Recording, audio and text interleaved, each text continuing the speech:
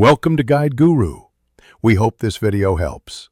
You begin by confirming eligibility and gathering ID, PAN, GST registration if applicable, and Aadhaar for proprietors.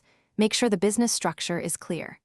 Next, obtain property proof, a rent agreement, deed, or NOC from owner, because the ward office verifies premises. Also identify your municipal ward and trade category code. This determines fee slabs and required inspections.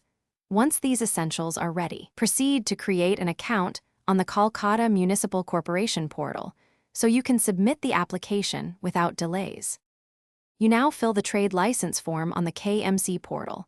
Enter proprietor details, trade code, exact premise dimensions, and intended hours of operation. Upload clear scans of PAN, property proof, Aadhaar, passport-sized photo, and any required NOC from the landlord. Make sure file sizes meet limits.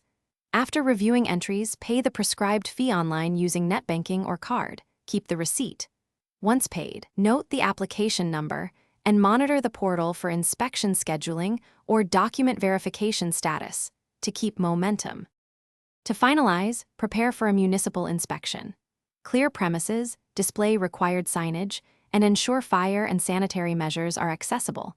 Inspectors look for compliance with declared use. If authorities request clarifications or extra documents, respond quickly via the portal to avoid delays. Once inspection passes and fees are cleared, you will receive the trade license PDF or instructions to collect it from the ward office. If there is a holdup, escalate with the ward officer and attach proof of payment and application number as your troubleshooting step. Thanks for watching.